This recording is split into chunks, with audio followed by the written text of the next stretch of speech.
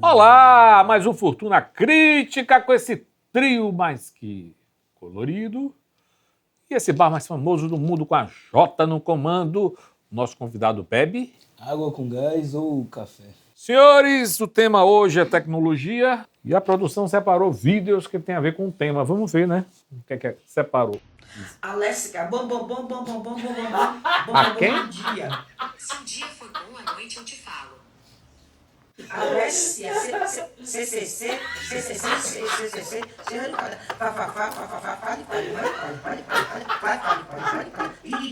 direito. Ele tá falando errado e você gaga caca.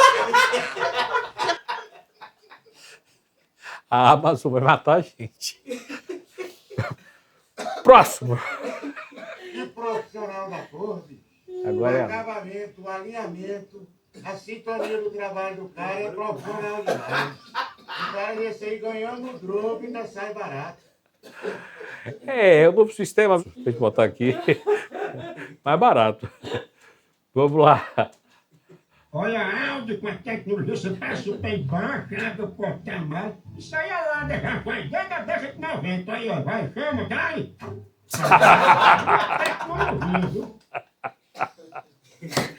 Muito bom, vamos lá. Robô trabalhou por mais de 20 horas nos Estados Unidos e esse foi o resultado.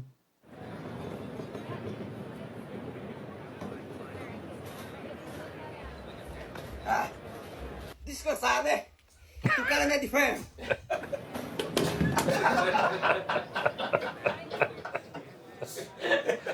Deu chute. Olha, gente, essa eu acho que foi uma das melhores que nós já tivemos por aqui.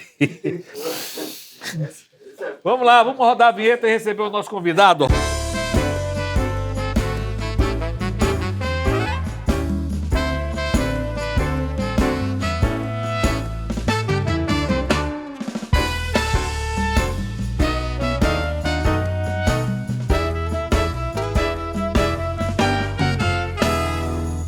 Ele é um dos maiores especialistas em tecnologia da Bahia. Hoje eu recebo o pesquisador, escritor e professor André Lemos. Chega pra cá, meu irmão.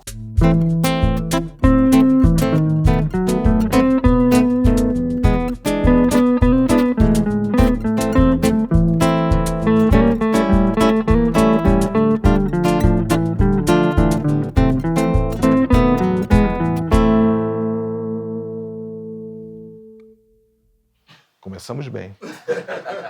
Obrigado, viu? Eu que agradeço o convite, prazer. Eu ia perguntar ele qual é o time dele, já sei agora, né?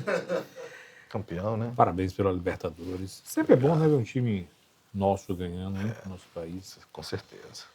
É verdade que você foi quase jogador de futebol profissional? Não, acho que eu não cheguei tão perto, não, mas eu joguei no Infanto Juvenil do Fluminense, olha, consegui essa foto sensacional. Agora Isso aí eu não me lembro, eu acho que isso aí é na Associação Atlética ou no Baiano de Tênis, foi onde eu jogava. Antes disso aqui já na Bahia, né? Na realidade eu comecei a jogar 13 anos do Dente de Leite do Fluminense no Rio. E aí meus pais vieram para cá e aí, bom, minha paixão era o futebol, né? Só queria saber de jogar futebol. Então eu jogava bem, mas como eu tinha muitos. Então não sei se eu chegaria a profissional não, mas era um objetivo, gostaria. Mas tive um problema de menisco, né? Eu era atacante, os zagueiros me caçavam em campo. Você é carioca e com que idade você veio morar na Bahia? Eu vim para cá, eu tinha 13 anos e meus pais são baianos, se conheceram no Rio, viveram 40 anos no Rio. Que legal, e aí pô. depois de um tempo eles resolveram voltar para a Bahia e nós voltamos. Mas depois eu voltei ao Rio para fazer mestrado na década de 80. Depois voltei a Salvador, depois saí. Então fiquei nessa ida e vinda, né? Então eu sou um carioca baiano, na realidade. Mas né? você nasceu lá? Nasci lá. Nasci lá e minhas irmãs também. A família. Você se formou em engenharia Aqui na UFMA. como a tecnologia entrou na sua vida, provavelmente. Por aí. Estudei engenharia mecânica na UFBA, entrei na década de 80, entrei em 80, saí em 84, 85, 84. E foi aí, na realidade, o percurso para... Fiz engenharia, né? Mas na realidade fui migrando para, em vez de ser o feitor da tecnologia, comecei a me preocupar para entender a tecnologia, então eu fui migrando para ciências humanas, sociologia, filosofia, então... Que eu acho que eu lembro, né? Era no PAF, ali em Ondina, que teve O quê? que tinha o primeiro canal de internet que acessava. Isso Era na isso. década de 90. Eu não 90. estava no Brasil, estava na França na época. Era o primeiro ponto de presença da internet, o POP, era ali. que foi a Claudete Soares, que era do CPD na época, foi uma das pessoas, junto com o professor Nelson Preto também, foram pessoas Márcia importantes. Rangel, acho que Márcia Rangel, exatamente. Eu lembro que um amigo foi. Porque me você é acompanhou. dessa área, né? Eu soube, você é Sou, dessa área, né? Aí um amigo meu me chamou, apresentou, não sei o que e tal. Ele já tinha mais idade do que eu na época. Aí quando ele viu aquilo, ele disse, Luizinho, dá uma olhada nisso aí. Aí eu li. Aí eu dava uns comandos lá e aparecia alguma coisa. Ele virou e fez, tá vendo aí? Eu falei, tô. Ele, isso é coisa do demônio. Eu disse, rapaz, vamos ver. Explica aí para o público a relação entre sociologia e tecnologia. Então, foi, na realidade, quando eu fiz engenharia, mas a gente não tinha, eu acho que hoje talvez tenha mudado um pouco o perfil, né? Na época nós não tínhamos nenhuma disciplina ou nenhuma preocupação sobre os impactos da tecnologia, né? Ainda mais eu fiz engenharia mecânica, então eles nos preparavam para ser engenheiros para trabalhar no polo petroquímico. Então a gente estudava bombas, caldeiras, turbinas, fazíamos estágio no polo. E quando eu estava me formando, eu comecei a ter um interesse sobre os impactos mesmo, né? Como é que a tecnologia muda a sociedade, as pessoas, etc. Então eu descobri, na época, um curso que era de Política de Ciência e Tecnologia na COP, na UFRJ, que era para formar, na realidade, gestores de ciência e tecnologia. Então, nesse curso, a gente tinha muita filosofia da técnica, história da ciência, sociologia da técnica. Então, eu comecei a me interessar por isso e depois para o doutorado que eu fui fazer sociologia. Então, um percurso muito tortuoso, na realidade, né? Porque eu começo na engenharia, vou para a política de ciência e tecnologia, vou para a sociologia e hoje eu sou professor da comunicação. Informático. É torto, mas na realidade o fio que liga isso tudo é justamente a preocupação com a tecnologia, né? Sim, então foi isso que me... Eu acho que talvez eu não tivesse feito o que eu faço hoje, não esteja fazendo o que eu faço hoje se eu não tivesse feito engenharia, por exemplo. Sim. Acho que a engenharia, de alguma forma, me colocou nesse... Organiza, né? Vai fazendo a coisa... e é bom também, você sabe disso, né? Quando a gente... Porque você pode ter um sociólogo que tem uma formação em sociologia, que estuda técnica, talvez ele não tenha o mesmo feeling que nós, que somos da área técnica, temos para entender, talvez, tá? Sim. É verdade. A Jota... Um café? Café aceito. Obrigado. Um café, por favor. Boa noite. Pô. As pessoas costumam desconfiar de novas tecnologias. É interessante isso, né? Mas tudo que é novo causa um certo estranhamento, né? A tecnologia também sempre causa um grande estranhamento quando surge, né? Então, quando surgiram os computadores, quando surgiu a internet vai substituir tudo, não vamos ter mais livros impressos porque vai estar tudo na internet, os professores vão desaparecer porque toda a informação está na internet. E a gente vê esse debate hoje com a inteligência artificial, né? A internet já está bem absorvida, vai se naturalizando, né? Os objetos. Eu todo dia chego com a minha secretária em casa e falo, cuidado com a inteligência artificial. Você vai perder seu emprego. Ai, que coisa legal. Nos anos 90, você já imaginava o poder que a internet seria hoje? Aquilo que a gente conversou agora há pouco. Né? Sim, mas de uma determinada maneira, assim. Na realidade, quando eu fui fazer meu doutorado em sociologia na França para estudar a internet. Então, eu queria estudar... Na realidade, eu fui para estudar o que se chamava na época do underground da informática. Eu queria estudar os hackers, como é que essa coisa existia. Quando eu chego na França em 91, a internet está começando.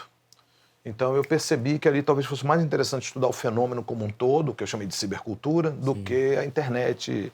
Então você tinha uma potência emancipadora, né? Que as pessoas, assim, o conhecimento agora é um conhecimento mundial, né? Eu não preciso mais. Se eu não tenho uma biblioteca na minha cidade, eu posso acessar na internet a biblioteca do Vaticano, do Congresso Americano. A gente podia fazer isso na década de 90. Podia acessar os museus do mundo inteiro. As pessoas entravam em grupos, existia uma rede chamada Usenet, que era de grupos, chamavam na época, hoje chama de rede social, mas na época a gente chamava de comunidades virtuais, que eram comunidades temáticas. Então tinha um tema assim, sobre café. Então pessoas do mundo inteiro discutiam café. Ninguém queria saber quem era você na realidade, porque o que aglutinava as pessoas era o tema. Teve uma charge na revista New Yorker, na década de 90, que eram 2 cachorrinhos no computador, e o cachorro que está no computador olhava para o outro e dizia assim, na internet ninguém sabe se a gente é um cachorro. Porque tinha o anonimato, o que interessava era mesmo o que as pessoas pensavam. Hoje é o contrário, hoje se esse cachorro for fazer isso, a internet sabe qual é a raça dele, quantos anos ele tem, por onde ele passa, qual é o site. O que ele come, o que ele assistiu. O que ele come, o que ele assistiu. Então essa é uma mudança interessante. Banda, por favor, música para o café?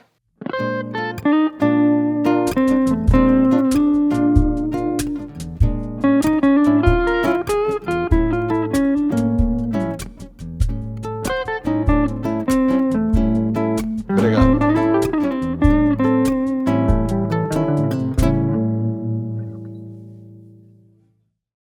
Ai. Na sua visão, qual o melhor e o pior lado da internet, né? Hoje. Eu acho que o melhor lado é essa possibilidade de você encontrar informação, Chegar, né? né, A informação chegar, a possibilidade das pessoas se expressarem, porque antes da internet a gente tinha meios tradicionais da comunicação, né? Que eram os meios massivos, que você publicava um livro, mas se uma editora não quisesse publicar o seu livro, era muito difícil fazer um livro em xerox e distribuir, até podia fazer, mas era muito complicado. Então, eu acho que a internet também tem essa possibilidade de fazer com que as pessoas possam publicar aquilo que elas querem, né? Você quer fazer fotografia, um celular hoje você faz fotos de excelente qualidade, você faz vídeo, você pode escrever o seu texto, você vai procurar o seu nicho. Então, eu acho que esse é um lado muito positivo. O lado negativo da internet é o que a gente está vivendo hoje, né? Quer dizer, essa lógica dos algoritmos, porque, por exemplo, quando eu falei da comunidade virtual da Usenet, quando as pessoas entravam num grupo de discussão sobre café, não tinha um algoritmo que dizia, bom, o Luiz quer receber essa mensagem, mas o guitarrista ali não quer. Então o algoritmo vai começar a tentar te agradar. Era um ponto a ponto mesmo. Era para todos, todo mundo acessava em ordem meio cronológica, então todo mundo via tudo. Mas é um rádio amador, né, na verdade. Pois tinha um pouco isso, né? Então todo mundo acessava tudo. Então às vezes você caía em coisas que você não conhecia e poderia te apontar para um interesse. Hoje está tudo muito direcionado, e que faz com que as pessoas se fechem mais dentro da bolha. Então, essa lógica de uma vigilância generalizada, de saber tudo que você faz. Então, esse é um lado, não é que seja ruim, nem que o lado outro é totalmente bom, mas é um lado que a gente precisa prestar atenção, né? Tem um perigo aí, né? É isso que até que eu te perguntar, né? Para explicar para o nosso público o significado de cybercultura. Isso é interessante. Quando eu voltei da França no doutorado e comecei a trabalhar sobre isso, criamos um grupo de pesquisa aqui, nessa área da comunicação foi o primeiro, e as pessoas me perguntam, o que é cibercultura, né? Pode falar cyber, não pode falar ciber, né? A gente pode aportuguesar. Podemos aportuguesar, né? E eu costumava dizer que a cibercultura não tem nada a ver com o futuro, não tem nada a ver com as máquinas, mas que é a cultura contemporânea, né? Quer dizer, a nossa vida hoje é impossível você fazer qualquer ação, acordar hoje e não passar pelas grandes plataformas, por exemplo. Sim. Google, Amazon, Facebook, Microsoft, Apple. Você acordou de manhã, você passa por elas. Não, você vai fazer alguma coisa numa repartição pública, o sistema caiu. O sistema caiu significa uma dependência total desses processos. Então, é a cultura contemporânea, não há o virtual, que é uma coisa diferente do real, mas há uma imbricação direta entre essas tecnologias de processos e o que a gente faz, né?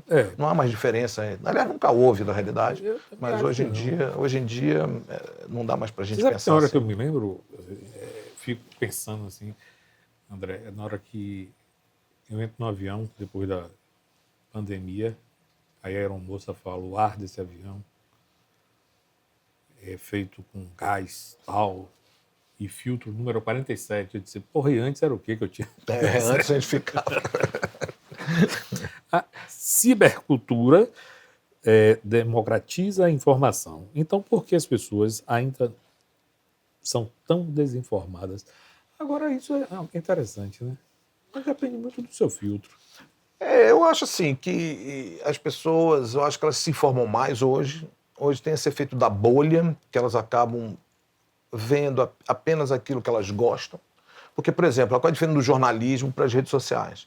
O jornalismo, quando você compra um jornal de manhã, ou quando você acessa um jornal, porque às vezes não tem mais em papel, ou vai ver um jornal na televisão, no rádio, etc., o jornal vai dizer para o público aquilo que ele tem que ouvir, que é a notícia importante para fazer o comum, né? Para dizer assim, olha, isso é uma notícia que interessa à sociedade baiana, à sociedade soteropolitana, a Salvador e não ao Rio de Janeiro. Então, ela tem que mostrar aquilo que nós devemos saber. As redes sociais vão mostrar aquilo que você gostaria de ver, ou que você gosta de ver. Então, eu acho que as pessoas se informam, tem muito mais possibilidade de informação hoje, mas esse lado preocupante da internet hoje é fazer esse fechamento, porque o que essas empresas querem, na realidade, é agradar a pessoa, né? Então, se você gosta de café, eu vou lhe dar café. Da próxima vez que eu chegar aqui, já sabe o que é café. Vai me dar café, vai me dar café, vai me dar café. Eu nunca vou poder provar, sei lá, um cappuccino, porque eu gosto do café, e ele vai sempre me oferecer um cafezinho quando eu chegar aqui. Não é? Porque ele quer me agradar. Errados aí, tá? Então a internet tem esse lado aí de fazer com que as pessoas fiquem muito fechadas naquilo que elas gostam de receber, e isso pode limitar um pouco o acesso à informação. Mas eu não concordo, não acho que as pessoas estejam desinformadas. Eu acho que hoje elas têm até mais informação, mas tem um perigo de um enviesamento. Filtrar, né? O enviesamento da desinformação também, né? Que é da desinformação. É isso, que você vê o fenômeno das fake news. Das fake news, é exatamente isso. Essa bolha informacional que vai gerando Tem uma coisa engraçada assim, há erros no jornalismo. Eu acho que fake news não tem nada a ver com erro jornalístico. Certo? Então o jornalista errou. No jargão se chama de barrigada, deu uma barrigada. Mas a fake news é uma mensagem feita, falsa, proposital, para minar grupos ou pessoas a partir da lógica das redes sociais. E ela é mobilizada por essa lógica. Por exemplo, se o tio manda uma mensagem no WhatsApp da família, olha só o que tal político fez. Se é o meu tio que eu conheço, que eu gosto, que pensa sobre mim, isso só pode ser verdade. Se fosse uma pessoa racional, ela poderia peraí, será que isso é verdade? Deixa eu checar na internet. Ele ia checar e ia ver que não era. Mas não, a lógica é uma lógica mais assim, emotiva, tribal. Então ela funciona. Se o meu tio ou meu amigo, que é meu amigo, que pensa como eu, se ele está dizendo que isso é verdade, só pode ser verdade. Mas se ele falar no E aí começa a passar. Se ele falar no aniversário também que você estiver, vai ser a mesma coisa. Também, mas o problema é que a questão viral é muito maior. Né? A reprodução viral disso é gigantesco. Do uso, se fosse uma coisa, vamos lá, de um grupo pequeno, mas isso daí, rapaz, é uma dimensão horrível. E que cria problemas sérios. Exato. E a inteligência artificial vai complicar isso mais ainda, porque existe o deepfake. O deepfake é, por exemplo, como a publicidade da Elis Regina. Sim. Não era Elis Regina, era uma modelo que estava no carro, e nesse carro foi colocada a imagem da Elis Regina, a voz da Elis Regina naquele modelo. Então imagine nas próximas eleições pegar e fazer isso com o político, dizendo, olha o político em tal lugar fazendo tal coisa. É a voz dele, é a imagem dele muito bem feita, que a gente não consegue entender onde é que está o falso. Então isso é muito perigoso. Né? Eu fiquei realmente chocado com aquele comercial, com o preço da Kombi. Belíssimo, inclusive. R$400. Sério? Nossa. É sério, eu fiquei nossa, eu disse, que Kombi cara é essa? Eu acostumado com aquelas Kombi de antigamente. Mas é elétrica, né? Eu acho que ela é elétrica, né? É elétrica, deve ser tudo, né? Deve voar, inclusive. Já tem um motorista lá. Tem muitas pessoas que evitam o mundo digital. Isso é anacrônico ou é uma escolha saudável? Eu acho que essa é uma escolha das elites hoje. Antigamente se dizia o contrário. Diz assim, olha, a elite é que acessa a internet e a gente tem que fazer a inclusão digital. Né, no bom termo da palavra, que é colocar as pessoas para terem acesso à internet. Né? Então é isso que se diz hoje. Hoje, por exemplo, se eu sou chefe de uma empresa, tenho o meu motorista, tenho o meu carro, e o meu carro vai me deslocar para um lugar, eu não preciso estar conectado. Eu posso ler um livro, porque vai ter minha secretária que vai fazer isso, alguém vai fazer isso para mim, alguém vai conectar. Quando eu chegar, o problema já vai estar resolvido. Se eu for um motorista de Uber, Não. Sim. Eu tenho que estar conectado permanentemente, porque se a minha conexão cair, eu não consigo trabalhar. Então, a desconexão hoje, eu acho que é uma coisa salutar, que todos nós devemos fazer. Eu falo isso pro meu filho que fica no videogame, eu digo, peraí, agora vamos parar. Vamos fazer outra coisa aqui agora. O problema não é não poder fazer as coisas, o problema é fazer apenas uma coisa. Eu acho que se você só come arroz, tem alguma coisa estranha. Não é? Se você só faz isso, tem uma coisa estranha. Se você só fica na biblioteca lendo, tem alguma coisa estranha. O importante é a gente tentar, de alguma maneira, diversificar as informações e as coisas. Então, eu acho que esse problema é um problema central hoje e que as pessoas devem, de alguma maneira, buscar saída disso, né? Não, eu gostei da observação que você falou que é uma coisa de elite, né? Elite, Buscar desconectar, porque quem é que pode ficar desconectado? Você entra no avião, você está de uma empresa, tem que trabalhar para preparar um relatório, mas se você é o chefe, você não precisa. Rapaz, você falou uma coisa que eu vi essa semana passada, que eu peguei um voo, aí anunciaram. Hoje, no voo aqui da companhia, a internet é gratuita. Rapaz, Pois o que apareceu de celular e de tudo se conectando. Aí tem o vício, né? Tem assim, essa ânsia de parece que você não pode perder nada, que você é uma pessoa muito importante, que tudo que vai acontecer no mundo, você precisa estar hiperatualizado. Então tem um hábito aí. Essa desconexão é fundamental. Aí eu me conectei também. Vou logo Pois falar. aí tá vendo? Essa Aí questão meu advogado liga para mim. Tá conectado, ele ligou pelo WhatsApp. Ele disse, amigo, isso aqui é voo ainda comercial. Quando for um jato, você pode falar, que só pode digitar. Eu falei, não dá, rapaz. O conceito, explicar para o nosso público, o conceito de... Sempre vou falar explicar para o nosso público, porque tem alguns termos técnicos e tal, a gente aí tem que explicar para o nosso público o conceito de sociedades e de plataformas. Certo. Então, é isso como eu falei antes. Quando você acorda hoje de manhã, qualquer pessoa, né? Então, hoje a cultura está aí, espalhada. É muito difícil você acordar e não passar pelas, isso se chama GAFAM, que são as grandes 5 empresas, Big Techs, Google, Apple, Microsoft, Facebook e Apple. É muito difícil você acordar hoje e não passar por essas 5 grandes empresas, porque GAFAM, que é o acrônimo, né? Da GAFAM. E isso no Ocidente. Na China tem 5 grandes também, né? Alibaba, Baidu, etc. Então, sociedade de plataforma é isso. Nós estamos fazendo um programa aqui numa plataforma. Sim. Né? É isso aí. Então, as pessoas passam por isso, se informam pelas plataformas, novas pesquisas mostram que as pessoas buscam informação hoje por essas plataformas. Então, a plataforma tem 2 sentidos interessantes, né? De ser a plataforma da sociedade, onde está sendo construída a economia. Claro que nós temos uma economia de material, digamos assim, de produção de bens, commodities, etc. Mas tudo isso está alicerçado numa sociedade de plataforma cada vez mais performante e cada vez mais global. Então, todos os nossos dados passam por aí. Nós somos, hoje no Brasil, grandes consumidores, mas nós não produzimos nós não temos plataformas brasileiras. Né? Todos os nossos dados vão para essas grandes plataformas que vão aí desenvolver novos produtos, ter mais inteligência ainda, desenvolver inteligência artificial. Então, no sul global, como se diz, nos países do sul, nós precisamos pensar sobre isso. Qual é o nosso papel? Como é que nós vamos pensar estrategicamente sobre isso? Né? As pessoas precisam pensar primeiro no Big Data, porque sem ele não tem inteligência artificial. Isso é um grande... E essas plataformas, só para completar, você falou do Big Data, o que elas fazem é justamente isso, pegar dados. Tudo faz. Se você faz uma busca numa máquina de busca, eu vou botar Luiz Martins, aí eu apago, a máquina, a plataforma pega aquela informação, mesmo que você não tenha completado, porque ela vai começar a aprender sobre você, para gerar uma espécie de perfil sobre quem você é, para... Cada vez que você entra, vai aparecer um produto ali. Então, são grandes máquinas publicitárias que vendem produtos, serviços e que também, dependendo do contexto, pode induzir a determinados tipos de comportamento, de pensamento, de definições políticas, etc. Inclusive o periférico ele já é feito, né? Para você ir passando a mão, né? É isso aí. Eu vi 3 tudo gatinhos. isso é conectado. Eu vi 3 gatinhos assim. Um negócio da internet que é interessante. 3 gatinhos. Aí aparece um peixe, bota a mão, um peixe... Eu vi. Você viu isso? Eu vi. Teve um Num que tablet, quase come... Não, e teve um que tão inteligente que ele olhou pro lado para ver se o peixe saía. Eu dei tanta risada, eu falei, não é possível, rapaz. Os gatinhos estão enganando lá.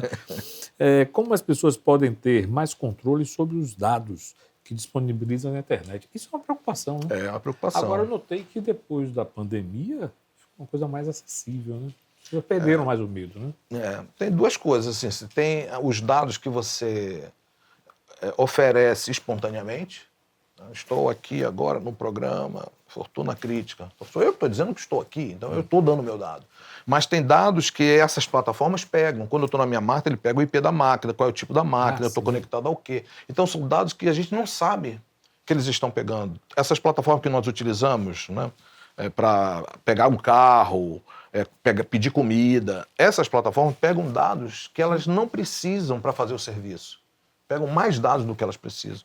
Então a gente precisa estar muito preocupado com isso, porque isso pode, não só gera novas ações contra nós mesmos, ou em relação a nós mesmos, como também pode violar a discussão sobre privacidade. Por isso, no Brasil, hoje há uma lei, que é a Lei Geral de Proteção de Dados Pessoais, que chegou tarde no Brasil, na América Latina foi um dos últimos países a fazer uma lei sobre isso. Ela é muito similar à europeia e ela nos protege. Então, se hoje, quando você chega numa farmácia, quer comprar um remédio e pedem o seu CPF para ter um desconto, esse dado é um dado privado, é um dado pessoal. Com o CPF, a pessoa pode fazer muita coisa. A lei hoje me protege se eu chegar para a farmácia e disser, olha, eu quero que vocês apaguem todos os meus dados, a farmácia é obrigada a pagar. Claro que eu vou ter que colocar um advogado em cima, mas a lei hoje me protege nesse sentido. Sim, mas aí tem que tomar cuidado, viu, gente? Tem que tomar muito cuidado. Demora muito. André, fala um pouco sobre o seu livro. Isso não é muito Black Mirror. Então, esse é um livro, tá ali os livros, né? Na realidade, Isso é muito Black Mirror, tá lá à direita. Na realidade, eu fiz um livro sobre a série. A série Black Mirror. A série. A série Black Mirror, que é uma série que... Lembra um pouco o George Orwell, né? Lembra um pouco isso, lembra um pouco... Tinha uma série americana chamada No Limite do... me esqueci agora o nome. Que era uma série que sempre, cada episódio tem uma coisa meio estranha, né? Acontecem coisas estranhas. E, na realidade, esse é um livro que a série vai falar das tecnologias, né? Como é que as tecnologias causam estranhamento, né? Colocam um chip no cérebro de uma pessoa e ele começa a filmar todas as coisas, etc. Então é uma série muito interessante. O que todas as pessoas falam é que o Black Mirror fala do que vai acontecer no futuro. O que eu tentei desenvolver nesse livro, na verdade, é uma tese contrária a isso. Eu acho que ele fala do passado, ele não chegou no futuro, nem no presente direito ainda. Ele tem objetos que não existem, então por isso as pessoas, puxa, isso no futuro vai acontecer. Mas, na realidade, eles usam mecanismos mais do passado do que dessas novas tecnologias. Por exemplo, quer monitorar o que a mulher faz. Então tem um grão, eles chamam de grão, que está no cérebro. Então, para o cara saber o que a mulher fez, ele quer ter acesso ao grão para poder assistir como se fosse uma fita cassete, que você rebobina para ver o que a pessoa fez durante o dia. Ora, esse tipo de vigilância é uma vigilância muito comum. A nossa vigilância hoje é muito mais sofisticada. Eu não preciso saber, porque esses dados que nós fornecemos e nós damos o tempo inteiro. Eu não sei se, por exemplo, se as pessoas ficarem me filmando, eu vim aqui, saí daqui, fui para lá, dali eu fui para lá, ok. Mas os dados que eu deixo na internet são muito mais sensíveis, porque eu tiro a foto, eu digo o que eu estou sentindo, o que eu quero fazer. Maior, né? Então você tem muito mais dados do que um dado meramente de uma vigilância ocular, né? Então foi mais uma provocação. O livro que eu vou tentar dizer que não. Isso é quase, porque a gíria é brincar e dizer assim, puxa, isso é muito Black Mirror, isso vai acontecer no futuro. Por isso o título, isso não é muito Black Mirror, porque eu acho que ele fala do passado e não do presente. Eu também acho, viu? Eu acho que tem muita coisa pela frente aí. Para você, o cinema e a literatura de ficção têm uma visão de premissa sobre a tecnologia, sempre alguma coisa que... Os Jacksons, eu acho que o cara que fez aquele desenho deve ter imaginado. Mas não tinha internet, né? Não é engraçado? Tinha carro voador, você sabe que foi o primeiro tinha desenho, um robô. O desenho colorido que teve foi os Jacksons. Não sabia. Era interessante, mas eu acho que ele falhou. Porque ele pensou que ia ter robô como se fosse um escravo que vai lhe servir as coisas, passar por um lado, por outro, e você vai ter carros voadores. Então, o que a gente tem hoje são esses computadores, essa máquina, você falou como algo até no comecinho, falou alguma coisa, tem uma coisa demoníaca, não sei o quê. Porque tem algo assim, porque são máquinas que conectam as pessoas, né? Sim. Não são máquinas apenas centralizadas, né? Elas estão conectando todo mundo. Então isso eu acho que os Jetsons não previam, né? Não preveram na época, né? E a ficção científica cinematográfica, ela é interessante, mas ela é sempre, digamos assim, distópica. É uma utopia sempre negativa. Né? A tecnologia vai destruir. Mas isso é bom para nos causar um certo estranhamento, para a gente ficar alerta, né? Porque isso pode acontecer. Mas, de alguma forma, a tecnologia é algo inerente ao humano, né? Nós estamos onde estamos, e é o perigo também, né? De destruir o planeta. Só quem pode destruir o planeta somos nós. Então, principalmente aquele coreano e o russo, eu tenho medo quando eles se juntam para conversar, porque eu vou dizer uma coisa, eu fico olhando logo se tem algum botão. A gente fica olhando aí. Você viu? Os caras foram brindar, foram tomar um... Aí ficou um olhando pro outro. Quem é que vai beber? Quem vai beber esse negócio? Aqueles caras ali sabem tudo, rapaz. Ai. Eu vou chamar um pequeno intervalo e já a gente volta aqui com o nosso amigo André Lemos.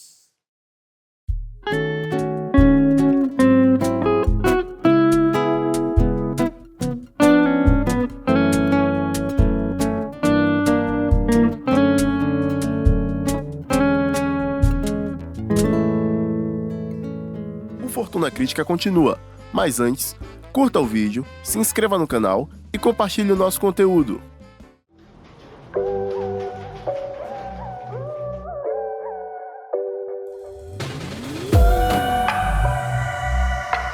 Inaugurada em 2018, a Arrojal Sá é uma produtora baiana, com sede em Salvador e filial em São Paulo. A Arroz tem um olhar único para a produção musical, audiovisual e de conteúdo digital. Antenada com as principais tendências, realiza projetos que vão de álbuns, shows, podcasts, clipes musicais, vídeos, até o gerenciamento de carreira artística e outros. Sofisticação, criatividade e cuidado são as marcas da Arrojal Sá, entregando produtos e serviços com qualidade ímpar. Saiba mais sobre a produtora nas mídias sociais.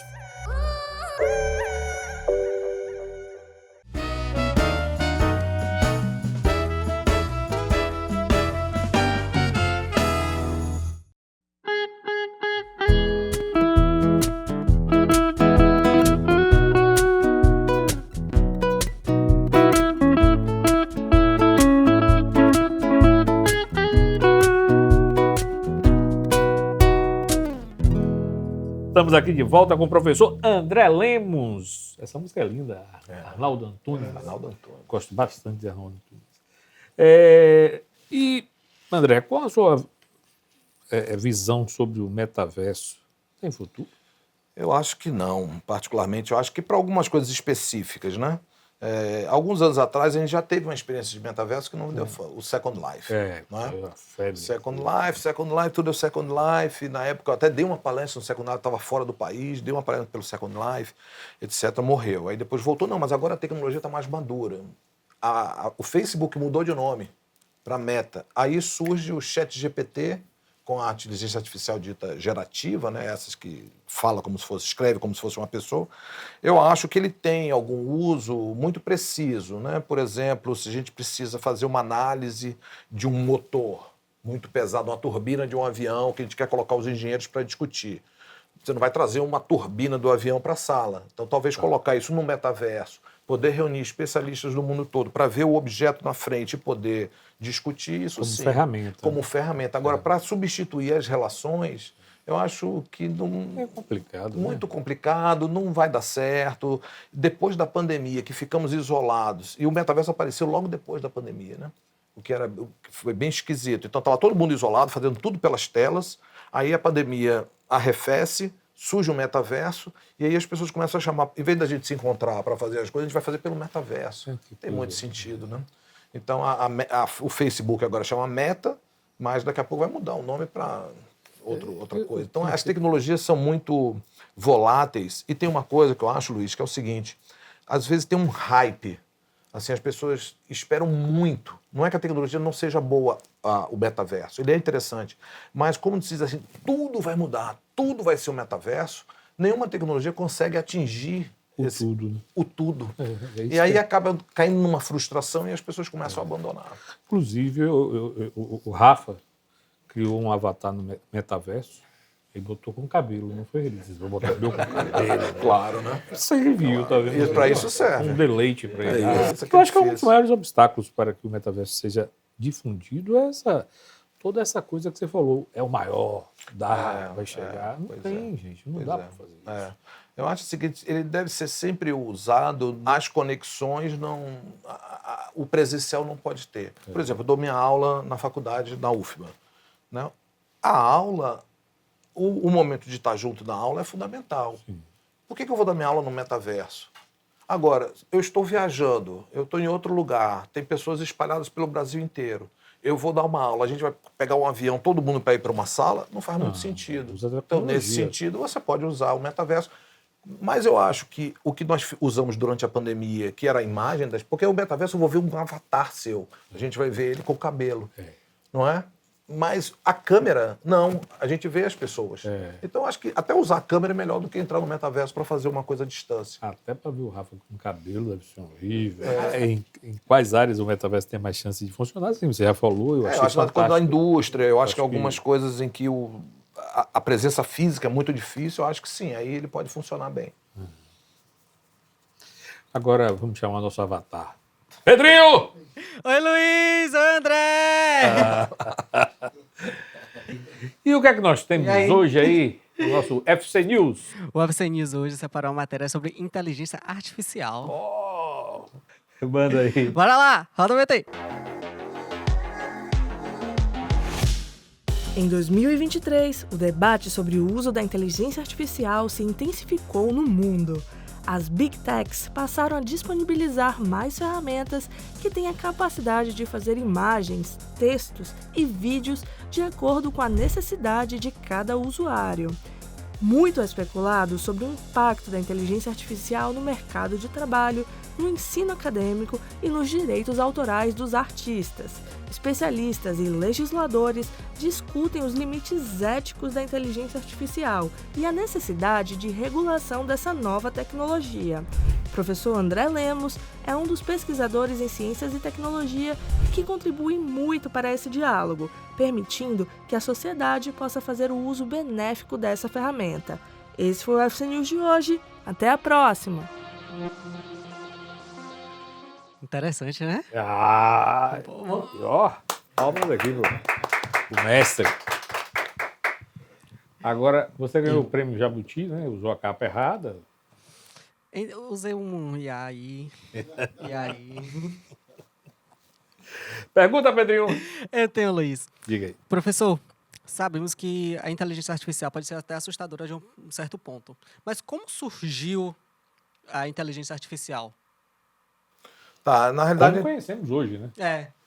Bom, a inteligência artificial é um domínio de estudo da computação e da matemática que surge na década de 50, no final da década de 50, com alguns pesquisadores americanos importantes que se reuniram para tentar transformar o pensamento em algo automatizado e que pudesse ser colocado em máquinas. Então, daí nasce a ideia, o campo da inteligência artificial, depois do aprendizado de máquina, e isso vai evoluindo aos poucos, né? O que nós temos hoje, principalmente esse boom de discussão sobre a inteligência artificial, acontece a partir de novembro do ano passado, quando surge o ChatGPT. O ChatGPT é um tipo específico de inteligência artificial, que é uma inteligência artificial dita generativa ou gerativa, que ela, na realidade, existem 3 tipos de inteligência artificial. Vou falar rapidamente para não ficar uma coisa muito acadêmica. Tem 3 tipos. Uma estreita, uma geral e uma superinteligência artificial. A estreita, como o próprio nome diz, estreita, é especialista. Ela faz apenas aquela coisa. Então ela joga xadrez e ganha do campeão mundial de xadrez, mas só sabe jogar xadrez e cruzar as peças. Não sabe o que é ganhar, não fica com raiva, não fica com ódio, não entende o contexto, não sabe quem é o campeão, só sabe fazer aquela coisa. Programada para aquilo. Programada para aquilo de forma especialista, narrow, estreita. A geral já seria um segundo passo da inteligência artificial, que seria próximo do nosso pensamento. E a terceira seria uma superinteligência que superaria a inteligência humana. Nós estamos na primeira fase ainda. Nós não temos nenhuma inteligência geral, inteligência artificial geral. Todas as que nós temos são especialistas. Então, o ChatGPT, o que ele faz hoje, ele escreve textos, mas ele tem um programa de linguagem que combina, ele sabe qual é a probabilidade de uma palavra se encaixar com a outra para formar uma frase. Então parece que é uma pessoa escrevendo, os textos são muito bons, mas ele vai buscando informação na internet para, a partir daquela informação toda, colher uma resposta e oferecer uma resposta. Então ela é super especialista, mas com um grau de sofisticação muito grande, tem evoluído rapidamente. Então hoje, por exemplo, se você quiser fazer um roteiro sobre um filme, você pede a ele para fazer um roteiro sobre o filme, ele vai te propor um roteiro sobre o filme. Você quer uma petição jurídica, ele faz uma petição jurídica.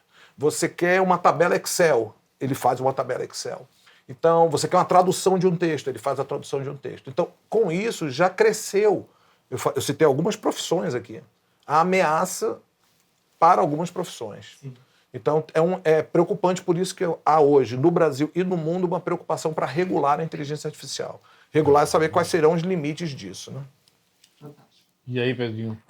Agora, professor, você como professor, já recebeu alguma prova, tipo assim, um trabalho de inteligência artificial?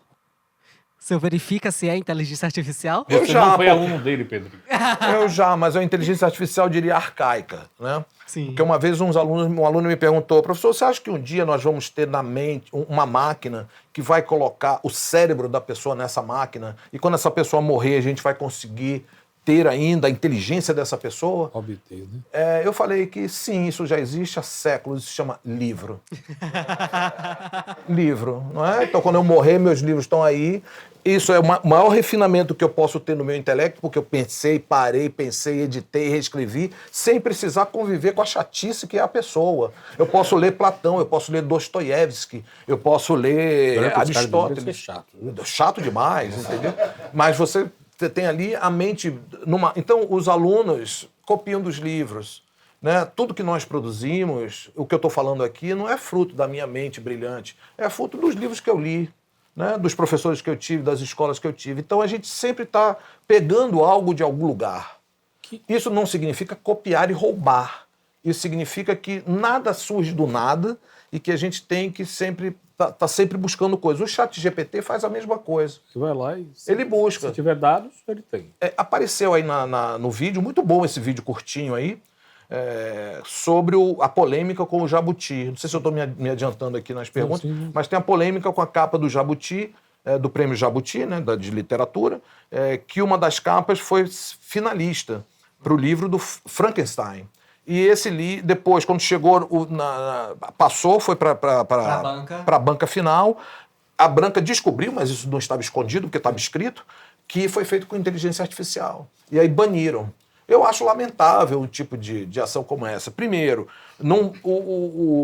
a imagem gerada não foi um plágio, ela não roubou de outras imagens, ela construiu uma imagem.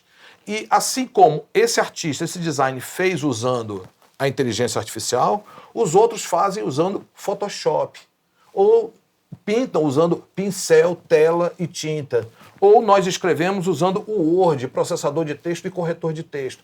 Sempre a nossa produção, ela está sempre vinculada a artefatos. A questão é como é que nós utilizamos isso bem. Não se trata de tirar os artefatos. Se tirar os artefatos, nós desaparecemos, na realidade. Não é? Porque nós aprendemos pelos livros, pelas escolas, pelos brinquedos, pelos filmes. Mas eu acho que o critério que a banca deve ter utilizado é o critério de acesso, né? De acesso ao quê? Por exemplo, eu tenho esses 3 livros e Rafa só tem um. Ele já tem uma desvantagem em relação a mim. Então, a rede, ela contempla tudo. Tá? Tem uma imensidão que você não vai ter o que a rede tem. O chat vai lá e pega e cria a partir dali. Ele tem uma vantagem de informações, de dados maior do que uma pessoa que simplesmente restringiu sua leitura àquilo dali. Eu acho que é mais por aí, né? Porque fica uma desvantagem enorme, né? Eu perguntei ao chat GPT, cura da AIDS. Ele foi prático e objetivo. Não tem. Bom, eu falei, muito obrigado. inteligente. Mas ele erra muito. É. Isso na linguagem do pessoal da engenharia da computação chama alucinação. Ele alucina. A palavra é interessante, né? Porque é muito forte pra gente. Ele mente muito, e ele mente bem. Ele mente bem porque ele quer entregar o resultado. Né? Então, eu fiz um artigo recente sobre esse tema e perguntei para ele, por favor, me dê 5 artigos internacionais sobre o tema dos erros algorítmicos. Certamente, aí ele me deu 5 artigos com nome, referência, etc. Eu fui procurar, nenhum deles existe. Sério? É. Aí eu quero uma definição sobre o que é alucinação algorítmica. Sim, senhor. Aí deu 5 coisas. Eu digo, agora eu quero as fontes. Aí ele me deu a fonte. Aí eu chequei a fonte, não tinha. Aí eu falei, olha, nessa fonte não tem isso. Ah, você está certo, eu errei. Ele é sempre muito gentil, muito educado. Ele diz que errou, mas ele quer sempre entregar um resultado. Então, aquelas pessoas que usam o ChatGPT tem que ter muito cuidado. Porque assim como tem erro nos livros, ele erra muito também. Porque ele quer entregar o resultado. Ele vai sempre entregar o resultado, embora ele... Eu nunca gostei da coisa muito prática, não. Eu não sei. Você da coisa o quê? Muito prática? Muito prática, assim. Eu acho que você ter o dado e o dado trabalhado, isso em tecnologia, isso é fantástico. Hoje, por exemplo, você colocar o seu CPF ali, trazer todo um histórico seu real, ou na medicina, você colocar e traz toda a sua anamnese ali, eu acho isso fantástico. Agora, tem certas coisas que eu acho que é meio... Aí eu estava com o André, e André, com esse negócio lá, apareceu no computador dele e ele disse, meu Deus, isso aqui é a solução de tudo. Eu disse, André, vai com calma aí.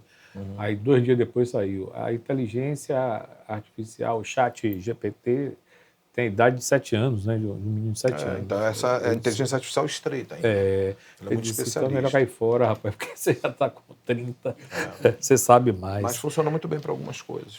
Algumas coisas é interessante a forma como combina, né? Acho que sempre, a questão que eu sempre falo para os alunos, assim, o que nós fazemos? A gente sempre tem que desenvolver um juízo crítico sobre aquilo que lemos, né? Então, sobre todas as coisas. O ChatGPT vai nos oferecer alguma coisa. A gente precisa ter sempre uma crítica em relação àquilo. E não tomar aquilo como uma verdade absoluta. Né? Nós podemos ler um livro e dizer, opa, peraí, esse autor, qual é o problema dele? Eu não concordo com isso. É isso que a gente faz o tempo inteiro. Então, temos que ter esse juízo crítico, na realidade, sobre aquilo que a gente lê e o que ele oferece como resultado. Pedrinho, até a próxima. Até a próxima, Luiz. Até a próxima, André. Tchau, obrigado. Tchau, tchau. Eu também acho. Mas pensa no Tietê, né? Aquele rio. Tem um lado ali que tá limpinho, né? Tem peixe e tudo. E eu soube até que tem uma cidade que os caras pagam para ir ver. Fede que só. Qual é o nome da cidade? Esqueci também. Rapaz, é um negócio. Mas depois a água fica limpinha. Eu entendo que nessa grande rede aí, que ele vai nessa rede, né? O Big Data, os dados estão todos ali, ele vai lá criar esses textos, essas coisas. Esse é o grande perigo, né? E olha o detalhe, quem é que está contaminando esse negócio aí? É como você falou, me dá a fonte. Opa, eu te entreguei, mas o negócio eu estou tentando te enganar aí, porque eu não queria ficar sem resposta. Sim, né? Exato. Eu tenho que ser o máximo. Tem que dar a resposta. Vamos lá, né? A inteligência artificial pode se voltar contra os humanos de alguma forma? É uma pergunta complicada essa, né? Como nós temos hoje, é como você perguntar sobre os artefatos em geral. De novo, eu insisto muito sobre isso. Eu acho que o que caracteriza o humano é justamente ser um processo, uma constituição de um hibridismo com os objetos. O primeiro da nossa espécie se chamava Homo faber, que foi o que nos diferenciou dos macacos. Sim. Embora geneticamente a gente seja praticamente um macaco, né? Porque 98% o gene é a mesma coisa. Então, o que nos diferencia foi essa destreza técnica de emancipar o pensamento e de você começar a desenvolver a cultura. Então, o homem sem um artefato não existe. Sim. Não existe, nunca existiu. Então, a questão não é dizer assim que existe uma coisa natural, existe o artefato que vai poluir esse natural, mas como é que desse natural, a gente produz coisas interessantes. Por exemplo, a gente pensa escrevendo. A escrita é uma técnica, é um artifício. Né? O nosso pensamento cresceu depois que começamos a produzir livros, ou produzir filmes, ou produzir documentários, ou talk shows. Então, essas coisas vão ampliando a nossa capacidade de pensar. Então, todo artefato pode causar, assim como tinha um filósofo francês chamado Paul Virilio, que ele dizia que toda tecnologia cria o seu acidente. Então, o carro cria o acidente de carro, o avião cria o acidente de avião, as armas, a pólvora cria o acidente da bomba, etc. Então, sempre ele pode se virar contra a gente, mas a gente precisa, de alguma forma, controlar isso politicamente. O que nós vamos fazer, quais são os limites da inteligência artificial, quais são os limites das plataformas. Hoje tem uma discussão sobre regulação dessas plataformas, como é que elas devem ser reguladas, o que elas podem fazer, o que elas não podem fazer. Que hoje é complicado mesmo. Eu vi antes vocês estavam conversando sobre o Waze. Né? O Waze é colaborativo, então assim, um amigo meu em São Paulo foi cair aquelas favelas que tem lá, perigosíssimas. O caminho é esse daqui, vai por aqui e entra. Ele, de novo, ele é especialista, né? Ele não entende o conceito, o contexto.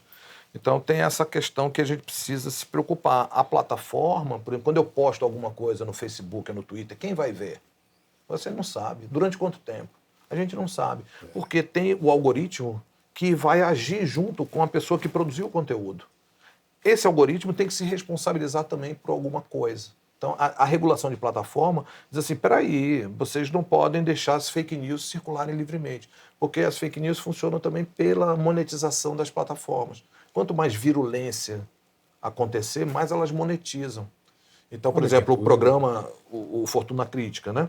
É bem interessante, não tenta polemizar para gerar audiência, para monetizar mais ainda. Não é? Mas plataformas funcionam assim, querendo monetizar. Sim. Então, a regulação da plataforma não é para não ter, porque as plataformas fazem coisas sensacionais. Colocam pessoas em contato, produzem conteúdo, mas como é que a gente pode regular isso? Sim. Como é que a gente pode responsabilizar de alguma forma? Né? Então, criar limites, já que na vida social tem limite para tudo. Né? Então, para a inteligência artificial também. Hoje existe um projeto de lei no Brasil para tentar ver como é que nós vamos fazer isso. Mas não é fácil, não. É complicado. Aí, falando de mercado de trabalho, como a inteligência artificial pode afetar? Então, ela pode afetar, eu acho que algumas profissões têm risco mesmo, direto, né? Se estima que 1/4 do mercado de trabalho das grandes economias do norte vão ser afetados, né? 25%. O PIB mundial até 2020 vai crescer 7% por causa da inteligência artificial. Então, há um impacto. Então, de novo, a gente tem que fazer uma discussão política sobre isso, entender politicamente. Um país como o Brasil, por exemplo, né? Que nós temos, não precisa nem chegar na inteligência artificial, a gente tem tecnologias que já superaram um determinado tipo de trabalho. Por exemplo, frentista de posto de gasolina, ascensorista de elevador. São trabalhos dignos, as pessoas devem fazer, mas não tem a menor... Se chegar num país do norte, você não vai encontrar ninguém para botar gasolina no seu carro. Sim. Você que bota a sua gasolina e ninguém para ficar sentado. Hoje fui no médico de manhã, tinha um ascensorista apertando o botão para subir, para descer, para subir, para descer. Então, hoje, essas pessoas... Por que elas estão ali? Porque se você tirar dali, você vai botar onde? O que o governo oferece, o país oferece, na realidade, em termos de formação para que as pessoas possam migrar de um trabalho repetitivo e mecânico para um trabalho um pouco mais qualificado em termos da cognição. Que é isso que a inteligência artificial vai fazer. Então, tudo que é mecanizável, a tendência é que essas coisas façam. Por exemplo, call center. Já existe uma pesquisa mostrando que o call center você não vai precisar ter pessoas. Sim. Você vai ter máquina. Legendar filmes. Você não vai precisar ter pessoas para legendar o filme. Porque ele vai fazer. Tradução. Você não vai precisar ter um tradutor. Então, as pessoas que fazem esse tipo de trabalho, a longo prazo, provavelmente vão ter problemas. Mas cria-se outros tipos de trabalho também, né? É isso. Então, é um problema sério que a gente deve enfrentar, assim, o Brasil, porque a nossa condição é uma condição específica. Né? Nós não temos... Tem pessoas que não têm formação nenhuma. Como é que vamos fazer com essas pessoas, né? Então, enfrentar esse problema é algo importante. Temos que usar a inteligência artificial. Temos que utilizar. Um tema que eu adoro, cidades inteligentes. Explica o conceito de cidades inteligentes, que agora tem cidades autônomas, né? Tem cidades autônomas, eles falam de cidades... no começo se chamava de cidades digitais, foi evoluindo, né? Justamente com os anos da discussão da tecnologia. A cidade digital era aquela cidade que tinha internet, e que colocavam os serviços na internet. Então você tinha o portal da prefeitura, você tinha a escola na internet, tinha um website, etc. Então isso foi evoluindo para se tornar cidades inteligentes. Cidades inteligentes, o conceito é interessante porque toda cidade é inteligente, à sua maneira, não é? Porque fica associando de pensar que cidade inteligente seria botar tecnologia. Não necessariamente. O inteligente, quando se fala de cidade inteligente, são essas tecnologias que permitem que, por exemplo, você tenha muita informação de dados que possa ajudar a gestão pública. Né? Então, mobilidade urbana é uma. O quê? Mobilidade urbana. Mobilidade urbana é uma. Por exemplo, você tem os dados das pessoas que ficam num ponto de ônibus. Você pode usar aquele dado para dizer, opa, 7 da manhã tem muita gente aqui. Então eu preciso aumentar a frota. Então, poluição. Né? Eu morei em Dublin, na Irlanda, fui professor visitante 1 ano lá para estudar as cidades inteligentes. Então Dublin tem lixeira inteligente, tem sensores no topo dos prédios. Então você tem uma história do ruído da cidade ao longo dos anos. Então quando alguém liga de tal lugar, olha, está muito barulho aqui, eles sabem dessa evolução. Né? Então, eles podem ter uma ação mais concreta sobre sensores de poluição. Então, a cidade inteligente significa de você ter mais dados para poder fazer uma gestão mais inteligente, porque você tem mais dados sobre isso. Mais sensores, mais dados. Mais sensores, mais dados, mais sensibilidade para você agir.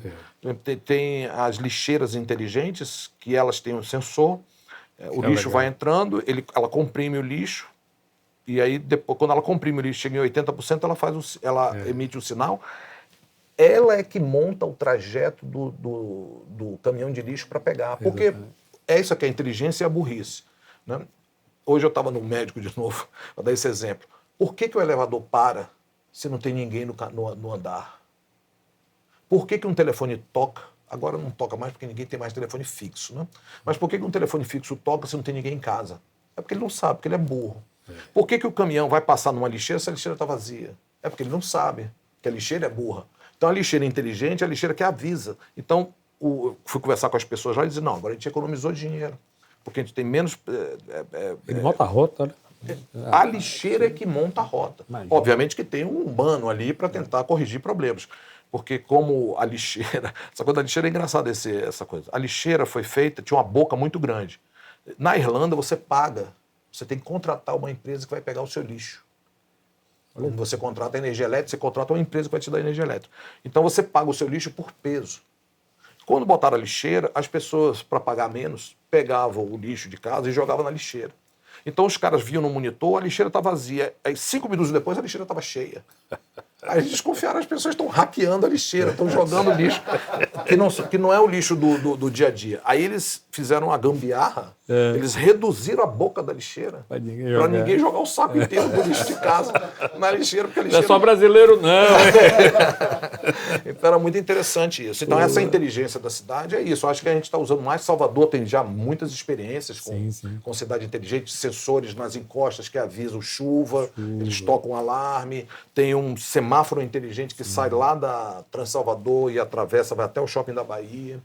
Então tem alguns sensores de poluição. Hoje contagem volumétrica de via para mexer no sensor. Exatamente. Tudo isso daí é fantástico. Então isso é uma coisa muito interessante, mas que não transforme isso muita coisa de vigilância também, né? Muita coisa de vigilância policial, etc. É interessante, mas isso não substitui efetivamente as pessoas, o gestor público, a sensibilidade dos gestores. Não. Acho que é mais informações para daí direcionar melhor. Exato. Porque você fica atento, né? Aquela ideia do centro de comando, tal.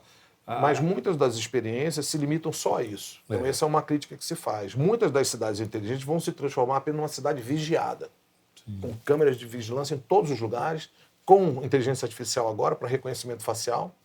E há muitos erros, né? Há muitos problemas com isso. Algumas cidades do mundo já baniram essas câmeras de reconhecimento facial em espaço privacidade público. Também, né? É complicado. É um conceito muito legal. Eu adoro o conceito de cidades inteligentes. Agora tem que saber usar, realmente. Porque tem coisas que... Uma vez, num processo de tecnologia, eu fui apresentar para um prefeito sobre cidades inteligentes. Era lá em Alagoas e era um pouquinho mais afastado da cidade. E aí eu cheguei para o prefeito e falei assim, vou representar as cidades inteligentes. E a minha burra? Eu falei, não. É isso. A minha é burra? Eu falei, não, calma aí. Eu me expressei mal. Pois é. Trazer mais inteligência para essa cidade. Ah, é isso aqui. Ai, meu Deus do céu.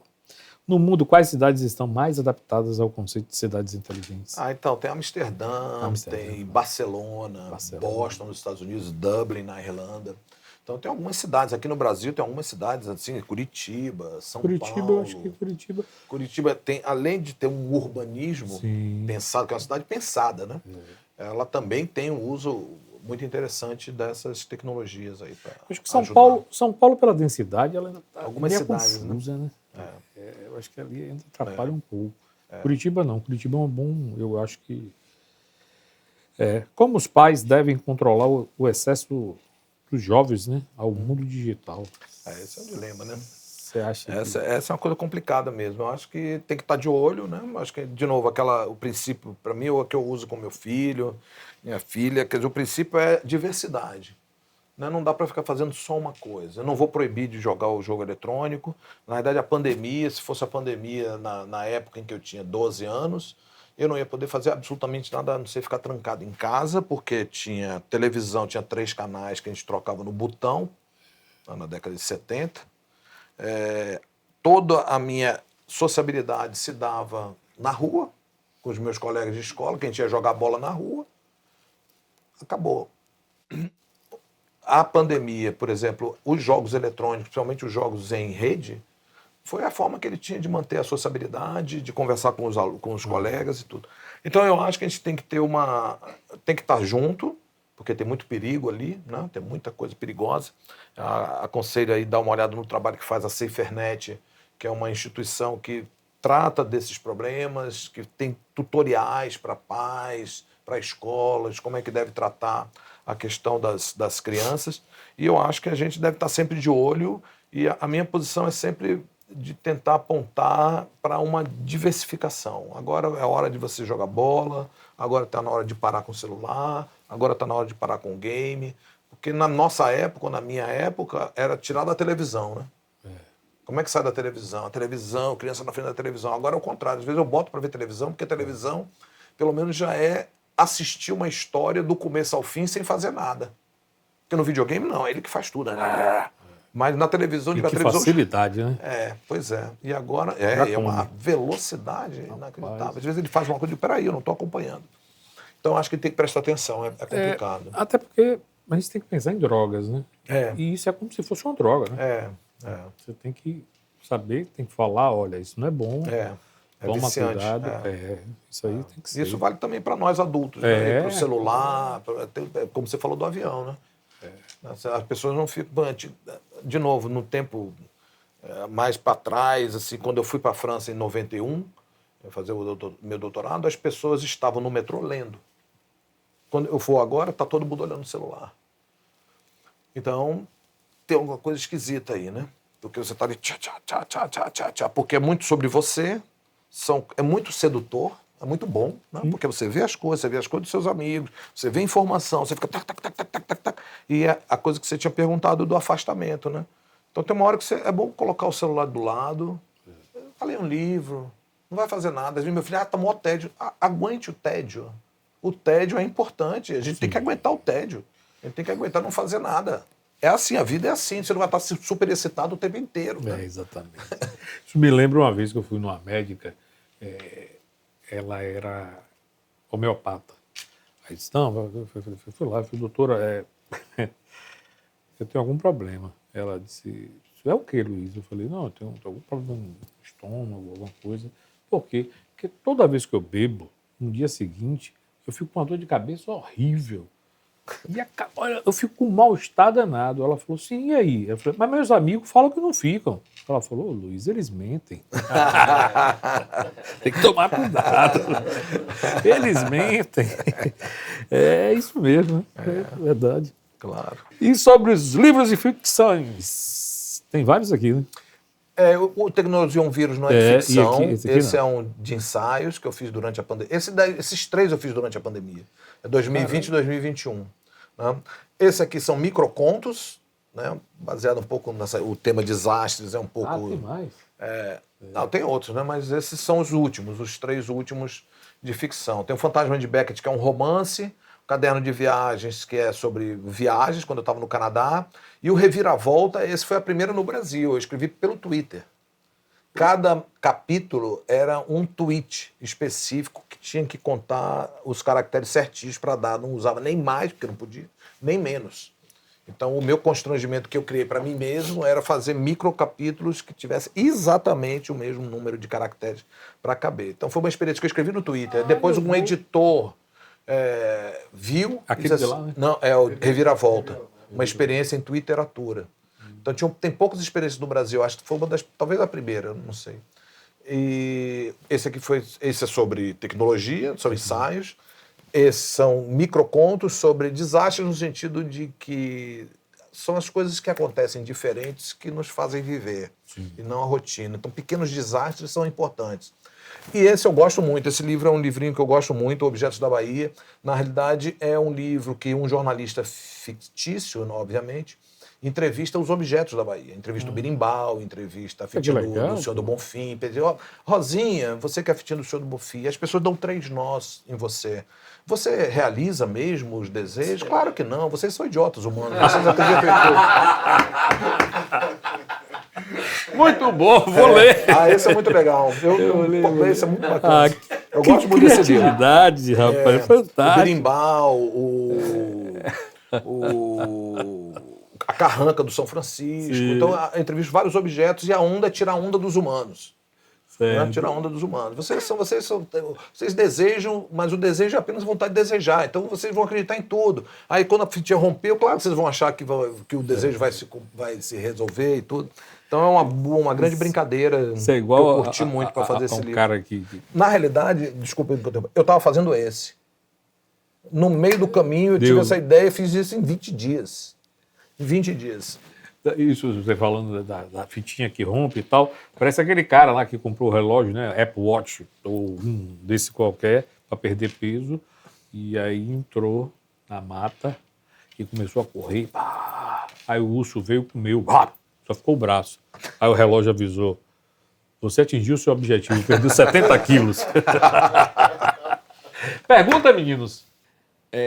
Mas em termos sociológicos, essa questão da falta de senso crítico que você chegou a citar aí, a falta de informação que a gente tem em relação a essas tecnologias que a gente comentou sobre o Waze, por exemplo, como é que isso pode impactar sociologicamente a falta de senso crítico, se essas big techs vão dominar mais do que até os presidentes, os chefes de estados, e como isso pode também impactar negativamente na educação de um povo, de não querer que tenha informação para continuar aquele controle. Isso acontece hoje, né? Você falou do coreano e do russo, mas você tem o dono do Twitter, né, o Elon Musk, que é da Tesla também, que é o dono do mundo hoje, né? Toda a conexão da Amazônia, por exemplo, é feita pelos satélites do Elon Musk, 90% da conexão da internet da Amazônia. E você tem o Altman, o Sam Altman, que é o presidente da OpenAI, que é a empresa do ChatGPT. Ele quer agora produzir um hardware, especula-se que seja um telefone celular com uma inteligência artificial embutida. Nossa. Então, essas coisas, assim, o interessante é que as pessoas começam a entender como é que a ação dessas plataformas ou dessa inteligência artificial funciona. Todo mundo sabe, o Google querendo me vender coisa. Olha, um hacker entrou na minha conta. Então, as pessoas, do senso comum mesmo, o debate em sociedade começa a circular e as pessoas começam a ficar um pouco mais atentas a isso. Então, eu acho que uma saída para ter um juízo crítico em relação a isso é circular informação. Então, acho que as pessoas já não são mais tão ingênuas a achar que essas plataformas, Facebook, Twitter, TikTok, Instagram, são como se fosse um canal que vai levar a sua mensagem intocada para o outro lado. Na realidade, ela altera a mensagem. Ela diz, isso vai para tal lugar, isso não vai para tal lugar, isso some, isso não tem interesse, isso desaparece. Então, essa mediação da plataforma, isso é feito para me vender coisas. Então, eu acho que aos poucos as pessoas começam a ficar cada vez mais atentas a isso. Então, isso é uma questão importante para tentar, de alguma maneira, frear um pouco essa forma da gente ser levado por essas grandes tecnologias, né? Teve um caso complicado que foi na eleição do Trump nos Estados Unidos, que foi a junção da Cambridge Analytica, que era uma agência de sondagem, de opinião, de publicidade, com o Facebook. Então, eles estavam tentando fazer com que o Trump ganhasse a eleição. Então, o Facebook começou a bombardear as pessoas que eles sabiam que eram indecisas com informação pró-Trump. Quem já tinha decidido pelo Trump ou quem já tinha decidido pela Hillary Clinton na época, eles não faziam nada, porque esses já decidiram. A gente tem que pegar os indecisos aqui e bombardear. Isso vazou. Então as pessoas acharam um absurdo, o Facebook se retratou, porque eles fizeram isso sem que as pessoas soubessem. Então as pessoas recebiam coisas e achavam que aquilo ali era a forma que a informação estava vindo, etc. Então esse caso também foi um caso que chamou muita atenção mundial e hoje as pessoas já estão mais atentas a isso. Então, é uma pergunta muito boa, muito difícil, de como é que a gente vai educar as pessoas. Isso serve para tudo, né? Para todas as questões políticas, etc. Mas, de uma forma ou de outra, estava conversando com um amigo, as pessoas são despolitizadas. Mais ou menos, eu acho que a internet, inclusive fake news, polarização, o que a gente viveu no Brasil, toda essa polarização, ao contrário, a gente só falava de política. Famílias brigavam por causa de política. Então, eu acho que tem um efeito positivo, embora tenha sido ruim, a experiência, mas tem um efeito positivo de que, de alguma maneira, está todo mundo falando de política. E está todo mundo falando, olha, isso é fake news, olha, isso é WhatsApp, olha, isso é a plataforma que está querendo me vender coisas. Então, eu acho que cada vez mais a gente começa a conhecer melhor essa estrutura técnica e a sociedade começa a desenvolver um pouco mais de juízo crítico. Então, teria uma visão um pouco mais esperançosa, eu diria, em relação a esse futuro próximo. É preocupante. Muito. É preocupante porque quando você vê o Dr. Google em ação, é para matar. Tem pessoas que se curam no Google. E eu acho isso, cara, você pegou no Google. Ou então o contrário, eu tive uma experiência do Dr. Google que eu nunca mais fiz. Eu fiz um exame e deu um negócio. Eu coloquei no exame, ia morrer. Não, aí morri. Eu ia morrer. Aí liguei para o médico e imediatamente disse, você foi olhar para o Google? Fui. Pronto, então, aí vem aqui. Aí o cara me explicou, não tinha nada a ver. Aí depois desse dia eu falei, nunca mais eu procuro nada no Google, não quero mais saber. Quando podemos esperar o próximo livro? Tá para sair. É isso, tá para sair agora. Começa você vai... Tem assim, a coisa da ficção é uma coisa que eu gosto muito, eu sou um leitor, leio muitos livros de ficção, leio acadêmico que é o trabalho, mas leio muito ficção, gosto muito da ficção, espero um dia poder ficar só na ficção, gosto muito da ficção. Então, nas minhas férias eu escrevo, fico com projetos na cabeça e eu tiro as férias para escrever ficção. Então, tem um que eu escrevi no ano passado, concorreu inclusive ao prêmio da Fundação Gregório de Matos, teve uma boa classificação, não ganhei, e esse livro vai ser publicado agora, deve ser até o final do ano, pela editora Mondrongo, que é uma editora local aqui da Bahia, de Itabuna. Eu queria... E estou escrevendo um acadêmico sobre erros. Por isso que eu falei dos erros do ChatGPT, porque quando a gente fala de cultura digital, a gente fala sempre dos acertos, né? O que elas fazem, a tecnologia maravilhosa, e como é que é a questão dos erros na cultura digital. Então, estou finalizando um livro sobre isso. André, foi um prazer te receber. Igualmente, foi um prazer. Em nosso programa. Legal. Muito obrigado. Fortuna aí para isso mesmo, a gente conversar um pouco, aí, falar bacana, nada de... Bacana. O pessoal aí, os músicos maravilhosos. O AJ ali, você faz cappuccino? Não fez meu cappuccino, mas isso é para eu voltar, né? Com certeza a casa é sua. Foi muito bom. Prazer. Você eu que agradeço. Um querido agora aqui com a gente. Maravilha. E esse foi o Fortuna Crítica de hoje. Um grande beijo.